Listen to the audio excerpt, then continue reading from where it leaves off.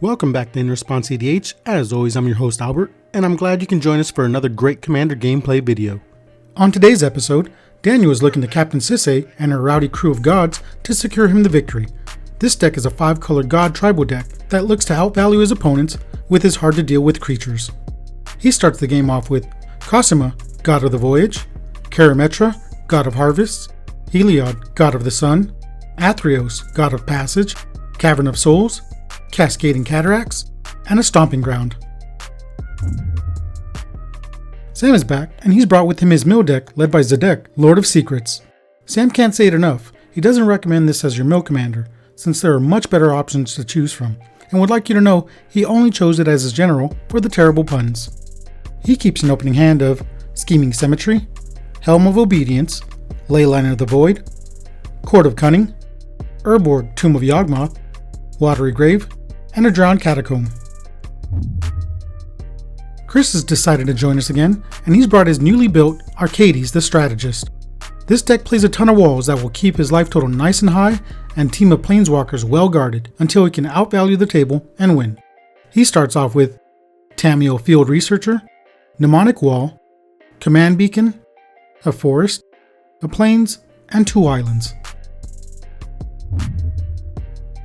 Last up we have me, and I brought out my Werewolf Tribal deck, led by Tovolar, Dire Overlord. I just want to flood the board with my wolves and overrun my opponents to win through good old-fashioned combat damage or infect. I choose to mulligan down to 6 and start the game with Outland Liberator, Emerald Medallion, Goblin and Archomancer, Rootbound Crag, 2 snow-covered forests, and send an Escape to the Wilds to the bottom of my library. Before we get started, we would like to remind you, if you enjoy our content and would like to support the channel, consider becoming a patron. When you do, you're not only contributing to the channel's growth, but you're also being entered in our monthly giveaways, as well as receiving patron-only perks. All proceeds of our Patreon are reinvested back into the channel to bring you the best content possible. We would also like to thank our sponsor, Dragon Shield. Hit the link in the description of this video to check out the best product out there to protect your cardboard. You can also support the channel by using our affiliate link when purchasing product and singles at TCG Player. With that said, and the introductions out of the way, let's start the game. I finally finished resolving my mulligan, and Sam can't wait to start the game. Right. Go ahead and drop your leyline. Let me draw my card first. Leyline. There you go. No land. Oh, that'd have been amazing. I mean, technically, if I wanted to Rose Lawyer you, I said you would have missed the trigger because you drew a card before you played it. You had to play the card. Oh, my bad. Okay. Well, I already played it twice before this. If I want to Rose Lawyer you, but I'm going to do that. Those Drowned Catacombs come in tap too. If you don't, yeah. I thought it was one where you reveal. No. Okay, sorry. We haven't gotten started yet. Yo. Already. Got a forest. On turn 1. Sam made 2 misplays. Turn 0, actually. Turn 0. Yeah. Daniel plays a Cavern of Souls, naming gods, and passes. Sam then plays an Urborg, Tomb of Yawgmoth. He taps it and casts a Soul Ring. I'm done. I then draw and play a snow-covered forest. I tap both lands and cast Goblin and Archomancer, and pass. Chris just puts out an island and passes. Daniel follows suit by just playing a tap Stomping Ground and passes. Sam draws and then plays a tap Watery Grave, and then changes his mind. Okay. Oh, it takes you back. Sorry. I'm not taking to deal damage to myself. 3 dumb misplays. Oh my god. Are you criticizing my take-backsies? Huh? Are you criticizing my take-backsies? I kind of am. You know what? Let's do a Scheming Symmetry. Me and you. Nice. All right. So I'll go ahead. I'll go ahead and get a land. Yeah, anything. Go ahead and get a land. Anything you want. That doesn't matter. You don't have to reveal it also because it's for any cards. You're going to see it right now. It won't matter. I'm going to mill it. This guy. We all knew it was coming. Go put that on top. I'm gonna Mind Funeral you. What's Mind Funeral? Reveal cards from the top of your library until you reveal 4 lands. So you're already ahead of the game. Hey, Yeah, look at that. you started. Then you put all of them into your graveyard. Sweet. All right. There's 1, 2. Nothing but gas from now on.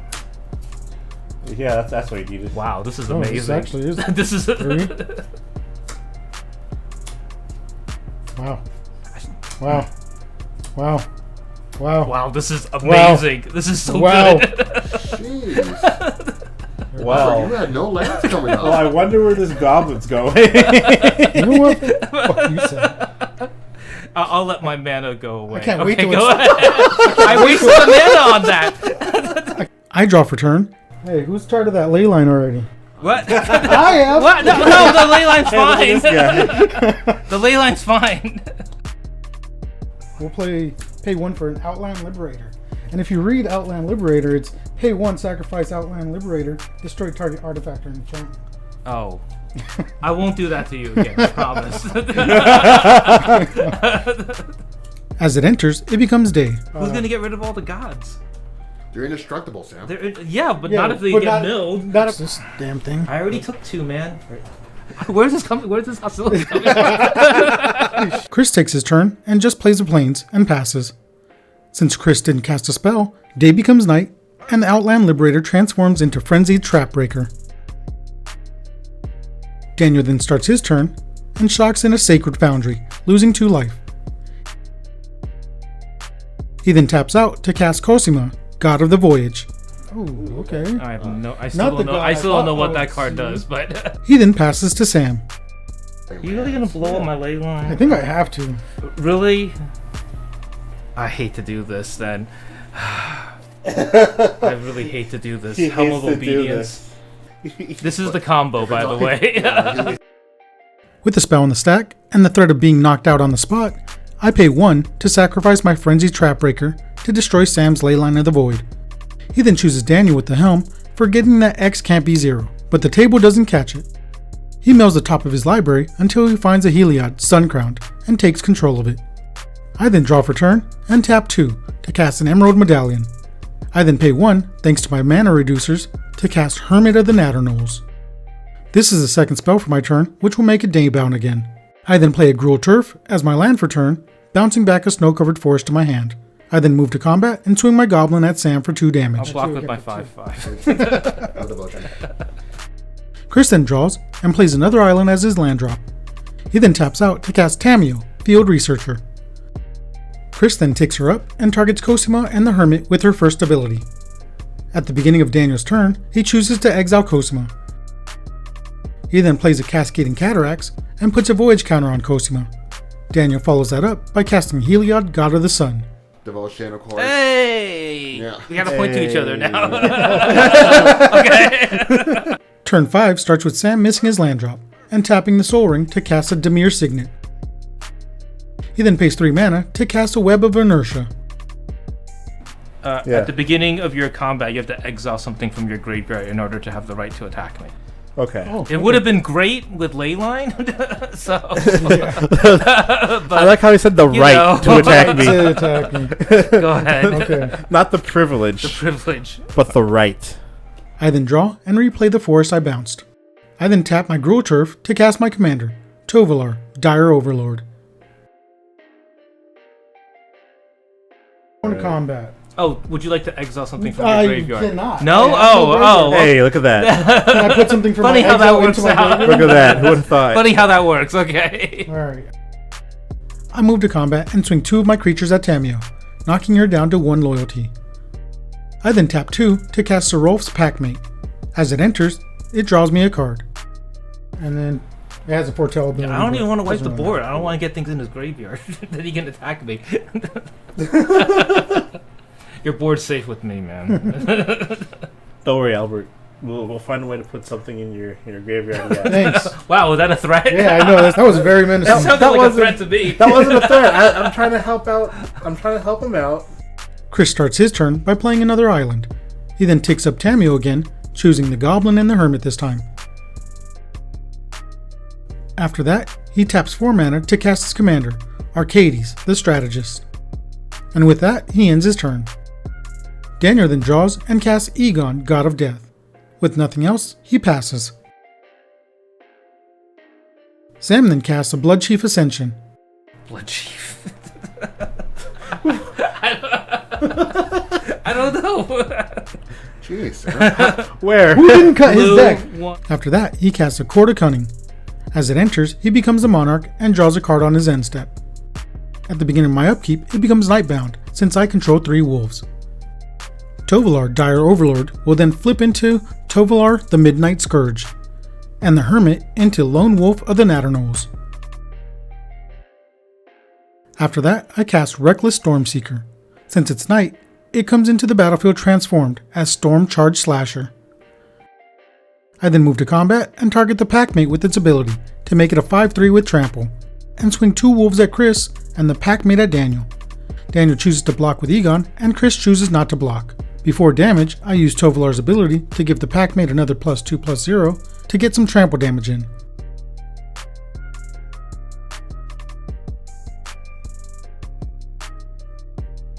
Daniel then takes 1, I draw 3 cards, and Chris draws 1 also.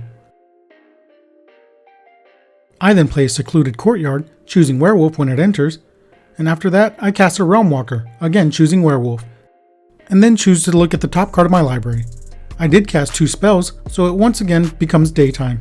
Chris starts off drawing a card, and again activating Tamiyo's +1 ability, choosing 2 of my creatures. He follows that up by casting a Jungle Barrier. As it enters, Chris draws a card, and another thanks to Arcades. Okay. Oh no, Chris might have to discard and he'll have a graveyard. Oh no. This is really bad. Those walls can come attacking me now. He's on to me. This is really bad. Chris then plays a Terramorphic Expanse, which he chooses to sacrifice, and searches up a Plains to the battlefield tapped. He then moves to combat and exiles the land from his graveyard, to swing Arcades at Sam for 3 commander damage. I'm never gonna get that back. What do you mean? I don't attack. He then moves to his end step and draws for the Monarchy, and has to discard down to 7. Daniel then plays a Snow-Covered Mountain, and returns Cosima to the battlefield with a +1/+1 counter on it, and draws a card. After that, he casts Ipharah, God of the Polis. He then passes and draws off of Ipharah. Turn 7 starts with all of us milling the top 2 cards of our library. Sam then finds and plays a Scavenger Grounds as his land drop. He then taps 4 to cast Damnation. Before the spell resolves, I look at the top card of my library with the Realm Walker. It then resolves and clears the board. He follows that up by casting a Search for Azcanta and ends his turn. I then drop a Snow-Covered Mountain on the field and pay 4 to recast my commander, thanks to the cost reduction of the Emerald Medallion. I then tap another 1 to cast Full Moon's Rise. Are you mooning us? Yeah. Oh, is he mooning? Hey, keep that dick away from my moon. Yeah. I was just saying. Let me put this over here on this side. Hey, man. I don't want to say he's asking for it, but I mean, he is presenting. With nothing else, I pass the turn. Chris draws and plays a Command Beacon, followed by casting Jeru with Eyes Open. As it enters, it allows him to go searching for a Planeswalker, and Chris decides on a Jace, Architect of Thought. He then activates Tamiyo's +1 ability again on Tovolar and Daniel's Heliod, and moves to his end step, drawing again from being the Monarch. you guys all have graveyards. This is useless. Can I hide this behind something now? It's hiding in shame because it does nothing. I'm useless. Someone wasted a scheming symmetry on this. Daniel then casts a Karametra, God of Harvest, and passes to Sam. On his upkeep, Sam searches for his Azcanta triggers, and then the Court of Bounty has us mill another 2 cards. He then plays the card he kept on top of his library, which is a Windfall. We all discard our hands and draw a fresh 7, since Chris had a full grip. Sam then follows that up by casting a Mind Crank, and then casts a Cunning Rhetoric. Do I have 7? Draw. 6. Damn it.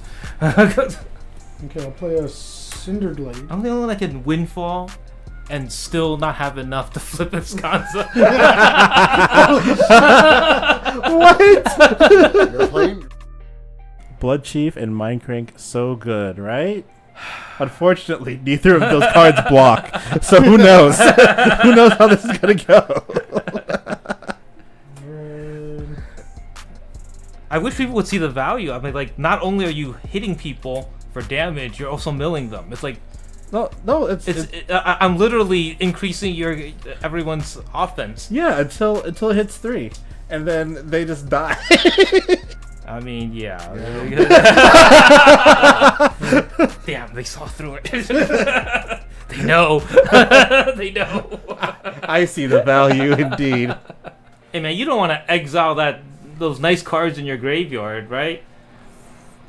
Oh, I think I do. We're not doing it. You got rid of the regrowth that gets my cards back in the graveyard. You don't eat witness? No, it's not a werewolf. Okay. It's not a werewolf. It's not a werewolf. Okay. I can't argue with that logic. I appreciate your commitment, though. Elena, Kessid Trapper. That's not a freaking werewolf. Hey, I was saying how I was complimenting your commitment. You did get guards, seize this man! Seize this man! I take back my admiration. All right. It's on theme. She traps werewolves. I take back my admiration. She is on Innistrad. Poser. She's a werewolf. Poser. She's lost. She's obviously lost. I then follow that up by playing a Hound Tamer. After that, I move to combat, exiling a card from my graveyard for the right to attack Sam. When I do, I exile the top card of my library thanks to the Cunning Rhetoric and reveal a Deflecting Swat. Chris then draws since Tovolar dealt damage, and I eventually remember to also draw. Before I end my turn, I cast a Mayor of Averbrook and pass. Chris then draws for turn, and plays a Forest as his land drop. Look, you attack me, you mill, you mill one thing and I get to cast it, you attack them, you mill them, I mean, you got a Deflecting Swat out of it. Out of 3 damage. Commander that damage. I actually have to cast, my commander's not out. I have to actually spend mana to do this. It's not of any It's a color? tragedy. No, it is of any color. It's just I have to actually pay 3 for it. Oh, I'm so sorry. I have to pay 3 to cast this amazing spell. Look at this deep glow skate I just found. Oh. Oh.